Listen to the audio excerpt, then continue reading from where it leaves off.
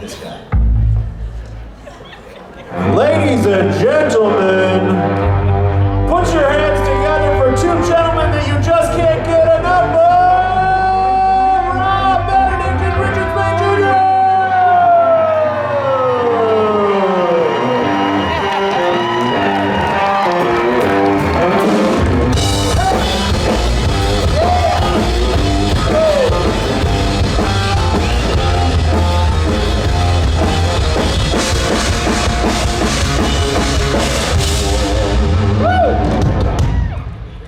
Thank you, fellas. Thank you, and listen real quickly before we get going to this podcast. Good Lord. Welcome to my world. Welcome to my Las world. Vegas. Welcome to my world. A thank you and goodbye to Mr. Michael Borja, who's going to go catch an airplane. Great weekend, Mike. Thanks, Mike. By the way, if you haven't seen, I got to say, the new Loud and Swain gear and posters are great. Yeah, for 2026. And they're available all year long at the merch table. And the shirt design is Godzilla fighting Robot Mike. Yeah. Chef's kiss. So, see you, Mike. Bye, Mike. That was everybody. Yeah, Kurt was like, what are we thinking? There's an idea, you know, and I said, people seem to really respond to his cover that he did for us for our last album.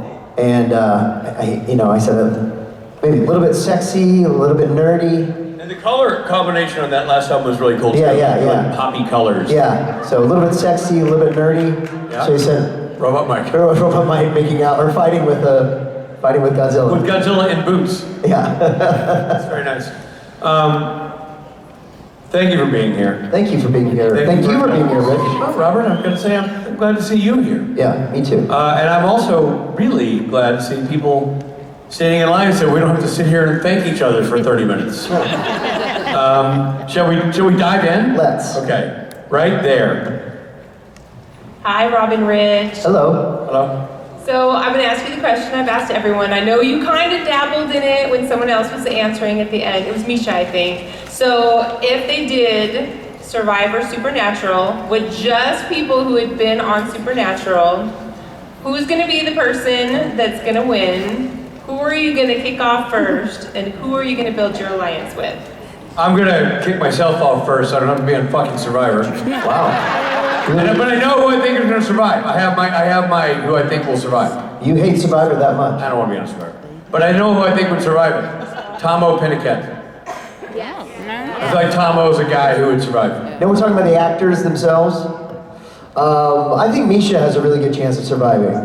He's a good person, so he's going to get along with people. Most food is organic. He's crafty, so he's going to be good at the games. A lot of organic food. He's an outdoorsman, so he's going to get he'll survive the longest. He's lived in a yurt before. I love Survivor. I'm excited to watch this 50th anniversary season. Who do you think would be first off? First off, Like voted off the right? well, you, because you'll be like, vote me off. I hate this I'm already show. gone though. I've already voted myself off. Who's after me? Can we vote you off twice? I don't think you can. We'll have to ask Probst. Let's see. I don't know. Norton? Yeah, makes sense. Yeah. Okay. That makes sense. There you go. Thank you. Well done. Who's your alliance, though? I know Rob should probably say a certain person. Yeah, although on Survivor, Man, that's a bad alliance. when you align with someone you're romantically involved with, it doesn't always work out well, unless you're Boston Rob. But it doesn't always work out well, so I had to be careful about that. Maybe Ruth and I would have an alliance, but we wouldn't tell anybody about it. We'd pretend to not be an alliance, but we'd actually be an alliance. You'd have a secret alliance? Yeah, secret alliance. Oh my God. And, well, he wouldn't be in alliance with anybody. No, I'd be gone. I'd be back at home. He would not have a chance to. I would not. Yeah, I try to get aligned with Misha, to be honest. Yeah, lots of organic food. I decide we'd go get water. He's barefoot a lot. On our walk to the water, I'd be like, hey. Not afraid of a Speedo. And it'd just be so much fun to vote Richard off so he doesn't have to go always up to the... You wouldn't be able to throw me off. I would quit on the airplane. We would land at the hotel. The good question is, who would get hurt and have to leave? You. It's always that person. I'd burn my foot in the fire or something. Not the fire on the island, but in the hotel lobby on the way to On the way to the I island? had to check.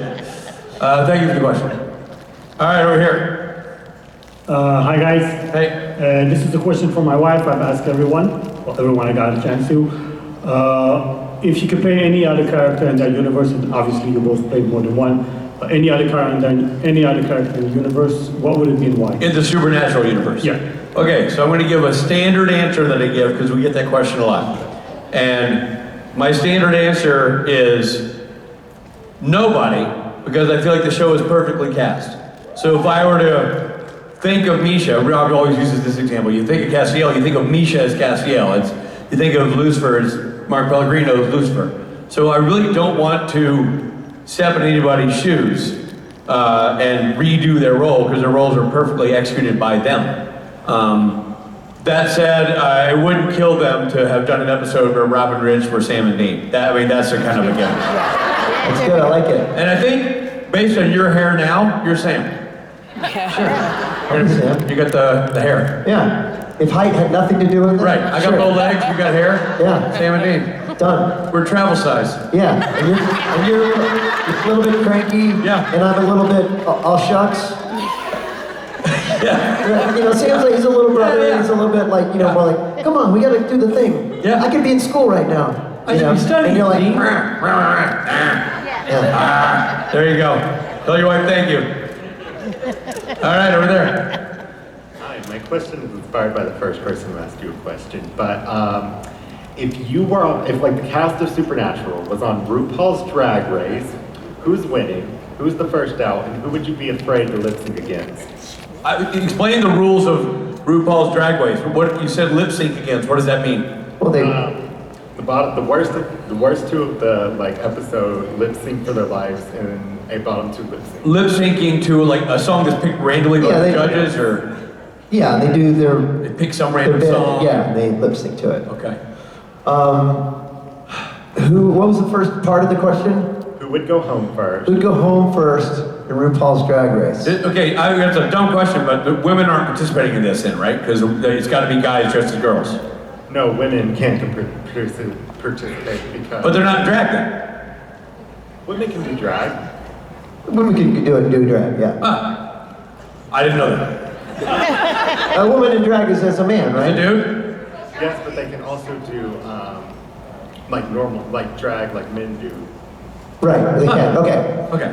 Well, I would say that first voted off would be Norton. No, I'm kidding. Actually, hold on now. You've got a point. First voted off would be, who wouldn't do drag as well? I don't know, man.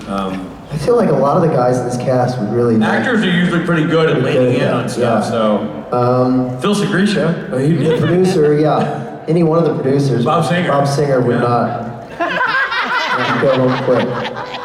And You then know, in the Bob Singer category, maybe Jim Beaver. I'm going to say maybe Jim Beaver. Maybe Jim Beaver. maybe Jim. Simply goes home. because he would refuse to shave his beard. Yeah, maybe that would be it. And then I think Misha again would have a good chance at winning. I think. Lots of organic food. Who else does song and dance well though? I mean, honestly, I think I'd do pretty well. You know who else would do really well? You would do well. Osric would kill it. Osric, Gil would kill it. Gil. I don't know about Mark Pellegrino, No. but who else? Gil and Osric. Osric. I think Gil and Osric in the finals. Yeah, pretty good. And so if we had to sing, And if we're going to the ladies, I think Elena would be like, Yeah. really in, Yeah. really in there. and then or Ruth too. I think Ruth. is, Ruth, yeah. sure, Ruth. And then I think that who would I not want to? Well, I wouldn't want to compete against my buddy. I think I could lip sync pretty well. I think I might You would. I might struggle with the heels, but I would think I'd do the lip sync well. Yeah. So I wouldn't want to go up against him in the lip sync for your life. So there you go. Thank you. I wouldn't want to go up against Osric, because I feel like Osric would be good at that too. He would. Lip be, syncing, yeah. the whole thing. No, Osric would. I think you're right. He He's like a wins. cosplayer. He wins the whole thing. Yeah, he's Yeah. good. Thank you.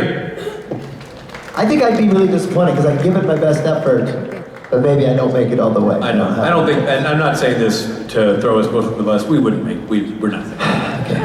But we're gonna lose Osric and Gil right out of the gate. I guess so. You know. Yeah. You know who else might do well? Jared. Yeah. You know, Yeah, Jared might do he well. already has the hair. Felicia. Sure. But yeah, so Jared. Jared would have the hair. He doesn't really have the hair now. But he can grow it. Good point. But you're not wrong. I think Jared would be good. Yeah. All right, over here. I feel like we're just gonna say we might have to come back to that. I feel like we're forgetting some people. Okay. When it comes to this. Yes. Hi, my name is Kanan, and my question is, how fun was it behind the scenes? How fun was it behind the scenes? Very. Supernatural's a really nice group of people, which is why we all get along on stage and enjoy doing these conventions and traveling together. Jared and Jensen, who were in every episode, were always nice and polite to new people. They were always gracious and introduced themselves and made people feel comfortable. And everybody in the crew was the same, welcoming, kind, and it was just a fun place to go to work. Yeah, we had lots of laughs. We laughed a lot. Jared would make us laugh a lot because he'd do silly things. And yeah, we all had a really good time. It was one of those, a rare experience where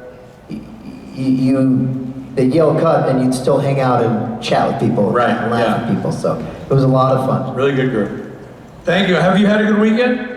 Yeah, Good. What's been your favorite part? I don't watch Supernatural. My mom does. Okay. By the way, that's good parenting right there. I salute your mother. Someday when you're older, you'll enjoy the show. Yeah. And you'll think back to this moment and go, well, those old coots were on the show. I didn't know that. Thank you, young man. Good job. Thank you. Over there. Hello. So I just saw this question on the spot, but is The Boys just another one of Chuck's universes? And if it is, then why? Well, no. I mean, yes. I mean, it depends, I guess, what you believe. But no, I don't think that is. It's fun to think about. Certainly, I'm open to fan theories about that. But I don't think it is one of his. I think his universes stop outside of the supernatural world. So the Winchesters, absolutely, that's his universe. Any offshoot of supernatural, I think that would still be his universe. Wayward sisters. Wayward Sisters, the Winchesters, but I don't think the Boys. I think that's a different thing altogether.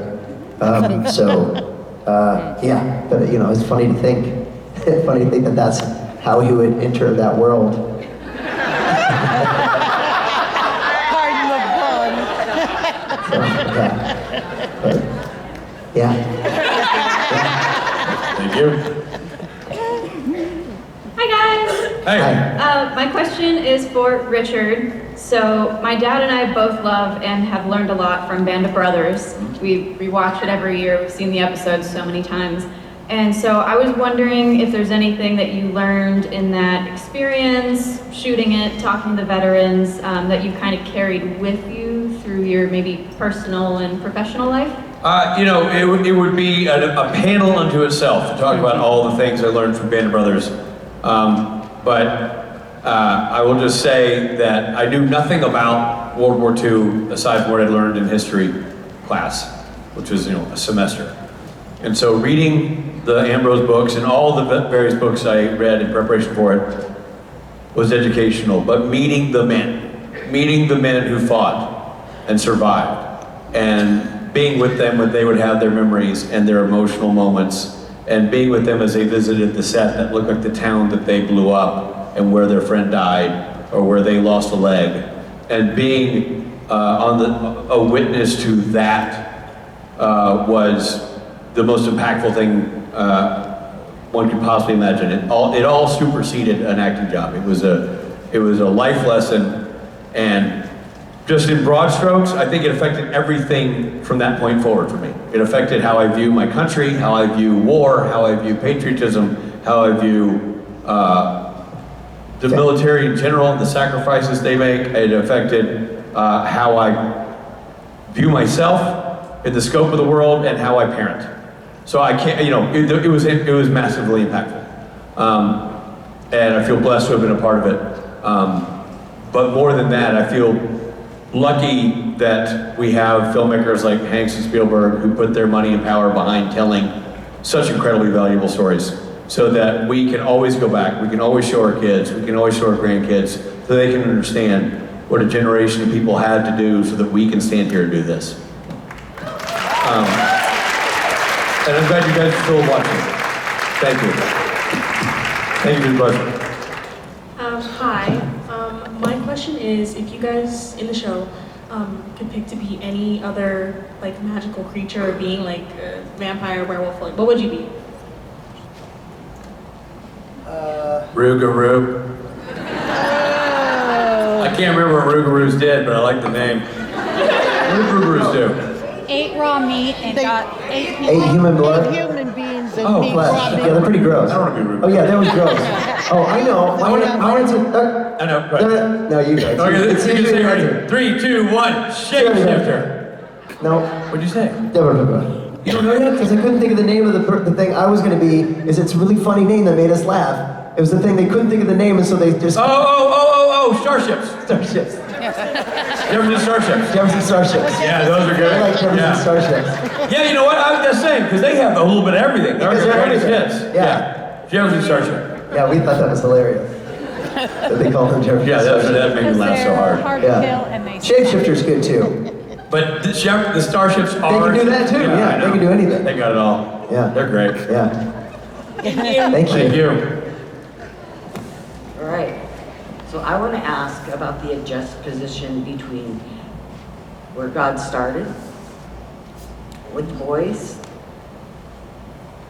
trying to help, and where he ended trying to kill them, as well as where Archangel Gabriel started trying to kill them and ended up giving his life for them. Hi, Rob. Both Rich and I were gifted with roles that changed and adapted, and we're very thankful for that. And it was great and a welcomed challenge to play these roles that changed so much. There's so many things to be said about it. There's so many things the theories that come from it. And so it's really hard for me to stand up and say this is what it all meant. I was an actor getting scripts, and so I would play where they wanted the story to go. But I think, looking back, yeah, I mean, I love the fact that their final villain was God himself. It's like the biggest villain they could ever fight against is a God who'd grown, I don't know, selfish, I guess. But at the same time, what's fun about the part that I played is it was the writers speaking through me, and they needed to cancel the show. They needed to stop the show. They were aware that the story needed to end. And so when I was in season 11, I talked about writing the end. I finally had my idea for an ending. And at that point, perhaps his idea was that he was going to have to make himself the final villain and make them defeat him so that they could then be freed of God's control, which kept them alive all that time. And then once he was gone and Jack came in as a God who was going to be hands-off, that's when they die in battle, like Dean finally died. And that's because my God wasn't there to go like, oh no, we're gonna change that, because I love playing with these characters.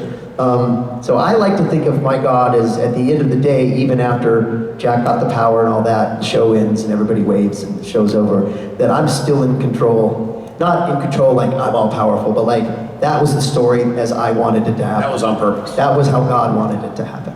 So, yeah, maybe it was all along God's plan that it was going to end with him as the final villain for them to defeat. Yeah, and I think the Gabriel story is everything Rob said applies to the Gabriel story in that it was a path created by writers, and I was excited to follow that path. And it starts with Gabriel not knowing that Sam, trying to force them into a destiny that they fight against, and so at the end of the day, watching their resilience, he decides to side with them. And that's sort of the process that he goes through and why he sort of vacillates on which side he's on. It's just good writing. It's just interesting character building. Yeah, the question is an interesting one. Any question like this is a very interesting one posed to actors, because we don't have any control, truly, of the story or what our characters are doing. We we get the script 2 weeks before and we go, whoa, okay, how do I make that work with what I've already Right, played? exactly. And then you do it, and then sort of afterwards you can look back and justify it or talk about interpretations of it, but we're kind of just, we're the vessels. Thank you for the question. Thank you. Over there. Hi, how are you? Great, and yourself? Good. Oh, I'm great. I have a question for Rob. So we know that like God / Chuck, his favorites, he really favored Michael and Lucifer, but who was your personal favorite child of God? Oh, man.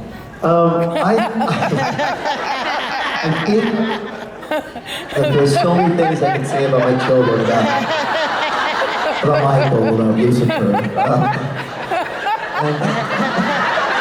There's another one. Oh, what was Sebastian's? Right. I think his favorite, obviously, is Gabriel. He just had a funny way of showing it.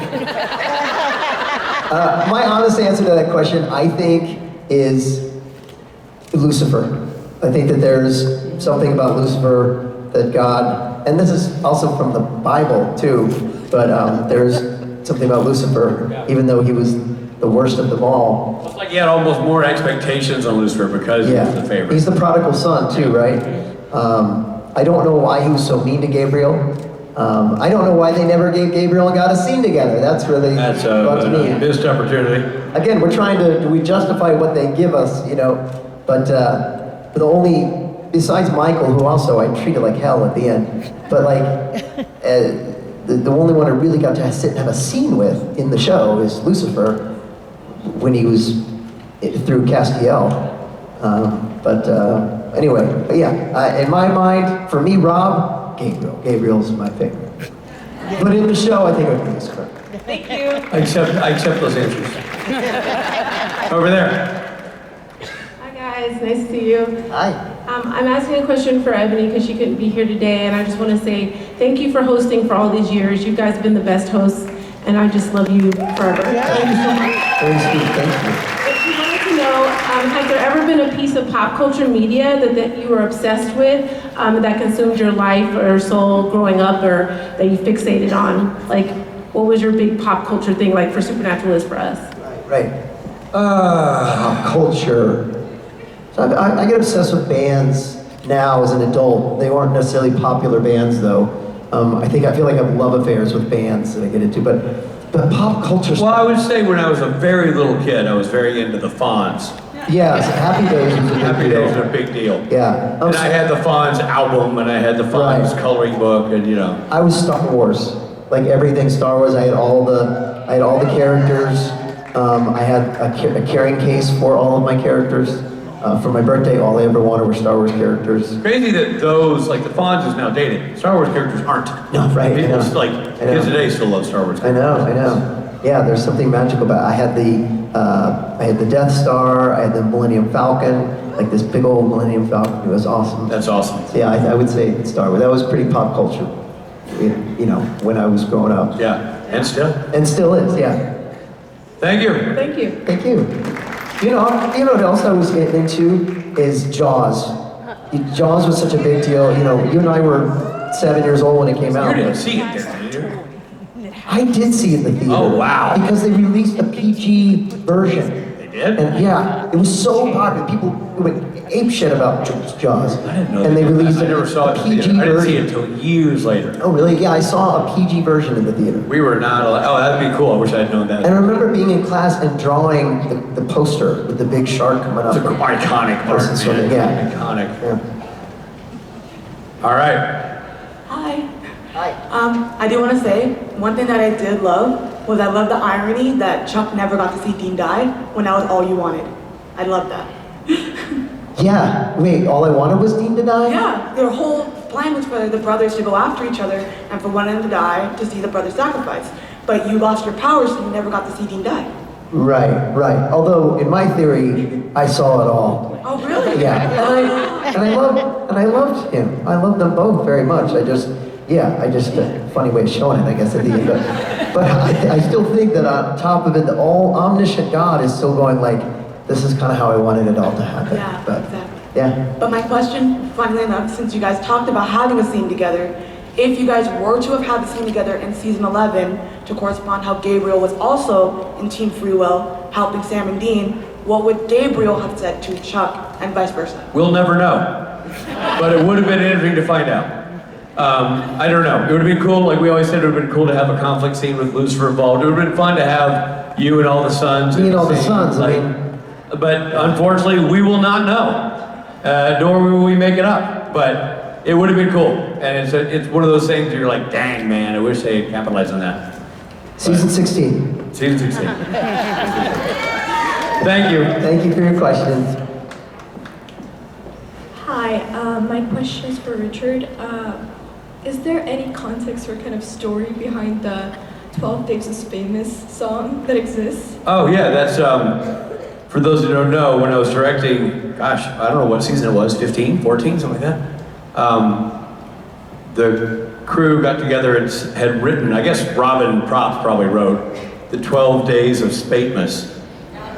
And suddenly stopped in the middle of the shoot day, sat me in a chair, and the crew got up like carolers on stairs in the Men of Letters, going up to where the observatory is, and sang the 12 Days of Spastmas.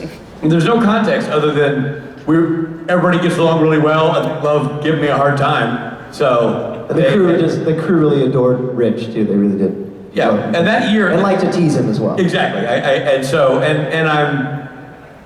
I'm right for the teasing. You know what I mean? Like, so what were the? Do you remember the verses? Like I don't, but they were very funny. It'd be like one of like it was ones like 12 takes. Yeah.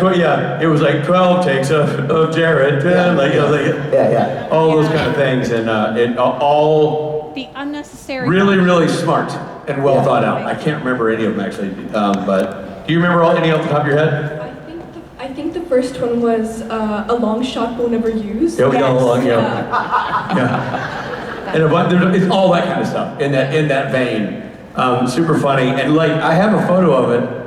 It's like everybody, Frida in an elf hat. They're all just standing there singing, 15 people or whatever, singing the 12 Days of Spastmas. There's no context at all, just people having fun and enjoying each other and having a good laugh. I felt fortunate to be the butt of that joke. It was awesome. I think there's a video. Oh yeah, there's videos floating around for sure. On YouTube, definitely. So if you haven't seen it, you can Google 12 Days of Spastmas and check it out. Thank you. Hello. Hello. Hey. So I have another hypothetical. With how your characters developed and where they ended up at the end, obviously you said you didn't know that that's where they started or that's how they were going to end up. How would you change anything if you knew where they were going to end up going back to the beginning? I can answer it real quickly. I think Rob's is probably more complex. I would quit fighting my brothers. I always died. Try to fight Lucifer, he killed me. Try to fight Michael, he kills me. Come up with an alternate plan, Gabriel. Rob? Yeah, it's hard to say. The writers never knew when they introduced my character that that's where it was going to go. But now that we know that that's where it was going to go, I think it would have been fun to have some Easter eggs early on. Like even as it is, in my very first episode in season 4, I say, "I must be a god." That's the only way to explain this. Little things like that I think would be fun to sprinkle throughout, like give you little hints that this is where it's going. Like, so if we went back and watched it, you'd be like, oh! Right, that's why you did this. But aren't there some, like as you and I have gone through, for those who don't know, Rob and I host a podcast. It's called Supernatural Then and Now. It's the official companion piece of Supernatural, where we watch an episode, not with you watch it separately, then we all gather on the podcast, we review it, we summarize it, we interview cast and crew, and break the whole thing down and talk about it and rate it using a facial hair scale. Yeah, and we go in order, as we're watching the show, and it's really the first time we've ever watched the show. Certainly, the first time we ever watched it in order. In order, beginning to end, and this is more than just an advertisement. If you've not heard it, it's a great, we were talking about it in our meet and greet. It's really a great oral history of the making of Supernatural, and for some of the people we have on, like especially the older producers and directors, it's their legacy, and it truly is. I think if you're a fan of the show, it's not to be missed. So yeah, the interviews are outstanding. We get great people on the show, but that's to that point. As we've gone through and we've watched things, I feel like we picked up on Easter eggs. Now, they might have been accidental. You know, it might have been like, oh, I wonder if they knew. Maybe they didn't. It's just good writing. But I do feel like, even your point of like saying like, I must be a god. I feel like there are things that are, and if you think about God being in a disguise, he's in the perfect disguise because he's the furthest from godlike. Right. In a robe, drinking, you know what I mean? Fear, living in fear. Like it's a great masquerade. Totally. You know? Totally agree. So I wonder if it's not by accident, just such good writing that in a way you could find Easter eggs that are there. Well, it was certainly enough that a lot of people decided that they knew I was God before it was announced officially, because there was something in there. But it's been interesting just to go back and have little things sprinkled in. Real quickly, Rob, just because I know that people have spent a lot of money, too much money this weekend, and times are tight. We just had Christmas. Remind me, what are we charging for the podcast? Because I think they need to know before they log on what they're in for. Right. It's free. Okay, but what is that like in euros? No, that's €0, $0. Canadian? Zero. Okay. All you need to do is go to where you listen to podcasts and like and subscribe and listen. There you go. Thank you for your question. Thank you for the Friday, people. Hey, man, thanks for being a Friday person. You're right there. I wanted to thank you for the Loud and Swing concert. That was my first concert. Awesome. And it changed my, I didn't think I would enjoy live music until I saw your concert last night. Oh, I studied there for 3 hours. Oh, that's very cool. My question is, the most recent episode my brother and I watched together was Changing Channels. If you two had to be stuck in TV world, what shows would you want to or not want to cycle through? I'd want to be in Game of Thrones. I want to be in Game of Thrones too, but I'd be killed. We'd both be killed right away. I'd be killed, but I'd like to try to hook up with Khaleesi before I do it. Yeah, and a fire would burn you to death. Dude, I mean, a dragon. if I'd been a part of the Khaleesi universe, burn me, you know what I'm saying? I'll die happy. I think it would be fun. I mean, certainly him and I on the Odd Couple, like a sitcom like that. I'd like to see us in court with Judge Judy presiding. Yeah, that'd be good. I think she could sort arguing against each other. This whole issue. Happy Days. Happy Days would be great. Use the Thons. Mad Men. It's going to be Mad Men. Yeah, Mad Men would be fun. Yeah. Breaking Bad. Breaking Bad. Better Call Saul. Better Call all of them. All of them. Severance. Like to run around the hallways of Severance. Yeah. Succession. Be rich, snobby, New York family. Yeah, exactly. We're jerk brothers fighting for ownership. Yeah. So many shows. So many great shows. What shows would you like to see Robin Rich in? I think probably. I think Doctor Who or some,